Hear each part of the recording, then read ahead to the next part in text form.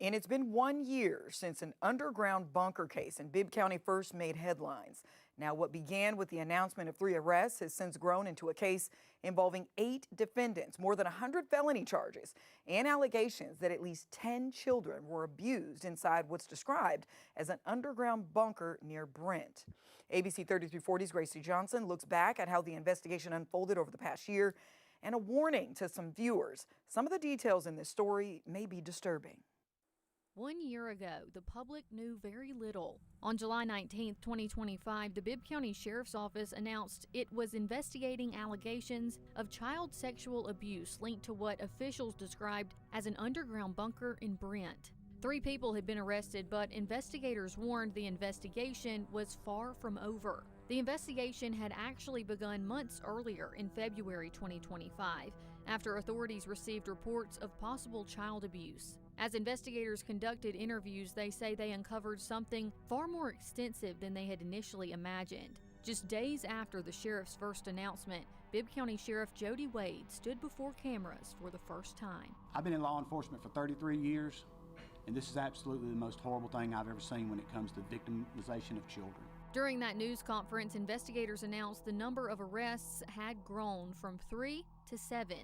Authorities also revealed the scope of what they allege happened inside that underground bunker. So as it stands right now, the total number of victims are 10. Unfortunately, we expect more victims to be found. Investigators said some of the children were as young as 3 years old. Court documents allege the children were victims of rape, sodomy, human trafficking, kidnapping, and sexual torture. Authorities also made another revelation. Some of the victims, the offenders, were their parents. Investigators allege the abuse was organized. Sometimes the children would be there, tied to a pole that was there, bound to a bed that was there, or in a chair that was there. Sometimes there would be multiple people that would come by and victimize these children on a nightly basis. I understand that sometimes they could make up to $1,000 a night. As we continue digging into the case, court records painted a clearer picture of those accused. 7 suspects initially faced charges ranging from rape and sodomy to human trafficking, kidnapping, and sexual torture. Most had little or no serious criminal history in Alabama before this investigation. Homeland Security confirmed it helped arrest Andres Trejo Velazquez, who investigators described as an alleged gang member. The Serrano gang, and like I say, I think their main source of income is child trafficking. Then, in August, the investigation expanded again. An 8th defendant, Olivia Elam, was arrested after a grand jury returned a 34-count indictment. The facts are shocking, they are disturbing.